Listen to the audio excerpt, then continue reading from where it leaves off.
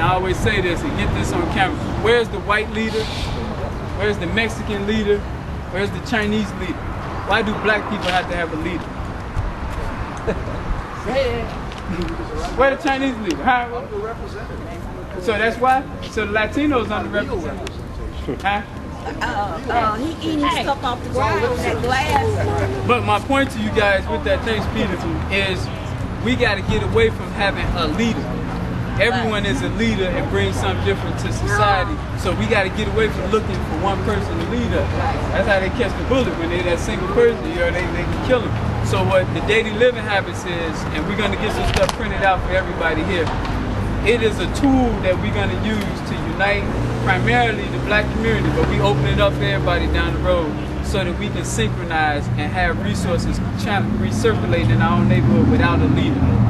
Barack just spoke to the NAACP recently at the 100-year anniversary, and every Wednesday for us is economic day.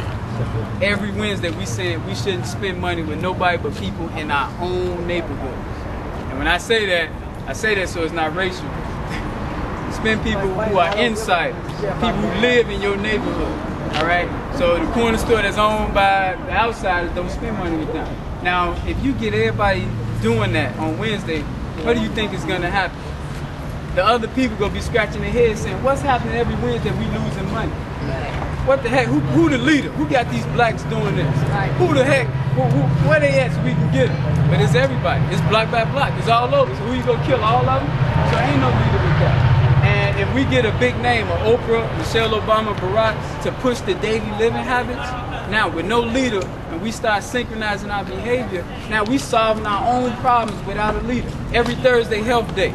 We out running and jogging every Thursday. We teaching the kids about STDs and that type of stuff. Now we fighting the obesity issue with no leader. Just everybody doing it. Your neighbor here see you running. And well, black people running every Thursday. Let me get out here and run. I'm gonna run next Thursday. Once again. And then every Friday, senior day. Unfortunately, right now, the seniors and the young people had this big divide. We got to bridge that divide so that the elders not in cap sicking the police on the young people. So every Friday, senior day, get out there and do something special for the elders. Get out there and cut their grass, shovel the leaves, and blow the snow away. And as we do that, what's going to happen, you're going to see the elders start to respect the young people more. And now, the millions they put in the casino now will start coming to our young people. Watch out. You see that? With no leader. It's just people abiding by the daily living habits, and we're starting to see these changes. And if we make the 32nd district a model, and people see this, oh my God, it's lights out. So, I wanted to give you guys that. Thank you. Anyone have anything they wanted to say? I got a question. Yes, sir. I'm from 69th and Normal. Is this part of this? 69th and Normal is a blue block, youth block. Yes, sir. Okay. Yes, sir. Yes, sir. So you already know what we're going to want you to do. Get that list of them young people on the block, and we're going to work it out. Okay. Yes, sir. I see you ride, man. Huh? I see you ride. We, man. I don't even want it to be me. It got to be us. Yeah. You going to get me shot. You put me in there. No. It's going to be a work thing. So we all go if we go. Let me just say this. Despite, now Syron, now he has his plate full here in Chicago. But despite the fact that this man, I know for a fact he's the man for the job because he comes over to Gary, Indiana. Just like every fight I have over there, him and Joe is there. They're there. Come over to Gary, Indiana and protest whatever it takes for us to get the job done. So I know he's the man. All right. Right. Yeah, Ron Carter from South Street Journal newspaper, asking you from even regardless of our long term of organizing together. That's right. But in the line of as a legislator, what legislation that is in the House right now that you are for or against, and what legislation do you see that you need to pass in the legislative House, and as that relates to Madigan, based on what projects that he's on that you can be a part of or cannot? All right, that's full of thanks, Ryan. The first thing with the gun legislation, because I think it's kind of a hoax with the guns. Yeah, guns are a problem.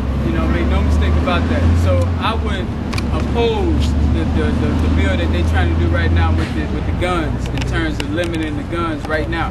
And the reason being because I think we had to we have to expose the players that's in there right now, mainly our Democratic leaders that's in there now, who keep saying it's a gun issue.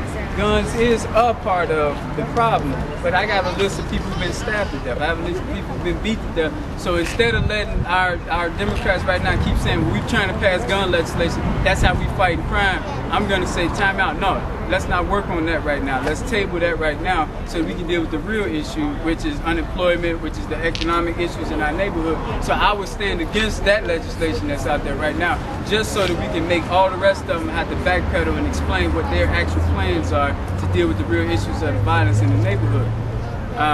As far as Mike Madigan, I'm not sure of everything he's working on, but right now the budget crisis that we have and him standing in the way of that, I believe will be some pressure that I will put on him. And right now, I will vote to pass the temporary budget for now, just as a stopgap for now.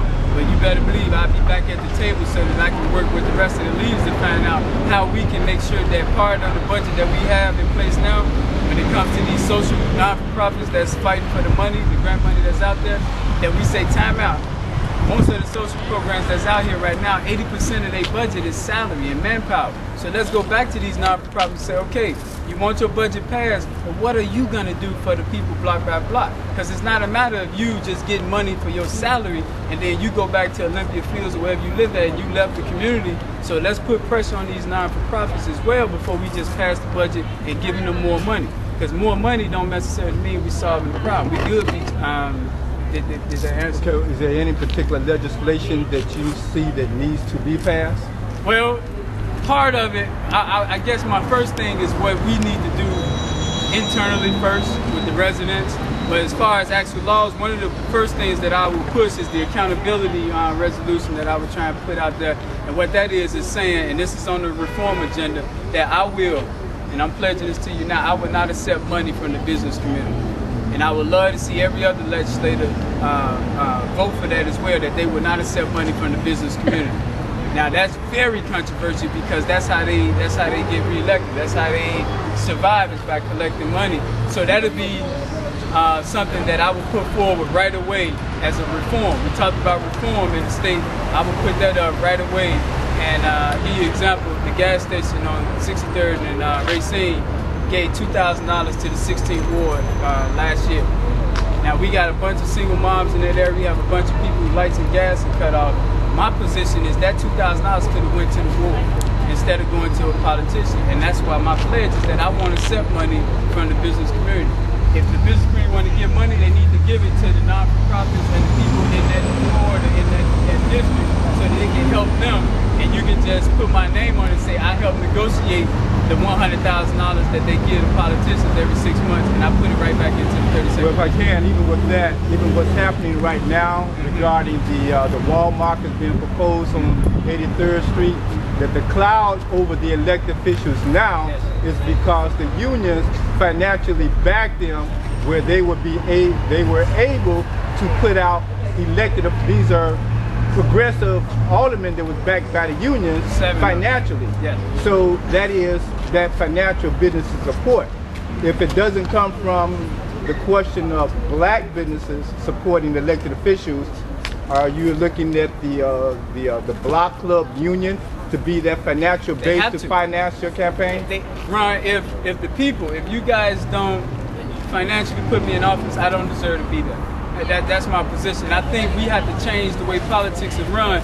It costs too much to run campaigns right now. And what you're really doing is buying the vote. You're doing all this marketing, and whoever face is shown the most, that's who gets voted on. My plan is, and we're going to do this before the election in terms of legislation, with me pledging that I'm not accepting business money, letters are going to be going to the black alderman and the state rep saying, will you follow my lead? So we go voluntarily ask them to follow that same lead, and they pledge not to accept the money. Claudette, and she had to leave already, they're already going to the gas station corner stores, looking at who's giving what dollar amounts, and we're going to them same businesses saying, time out, in the future, can you get that to the people in your own neighborhood and stop giving it to them? The gas station on 63rd agreed, but he said, you got to talk to the alderman too, because they coming in and they expect money. So we'll talk to the alderman, we'll deal with that. And we go do it from just a moral standpoint, but as I'm in office, I put the legislation forward to make it law. They're not going to vote for it, but I'm going to put it forward, and then we go have the people on the block rally behind whoever is standing in the way, Mike Madigan, whoever it is, to put pressure on them so that we can pass it. But I really don't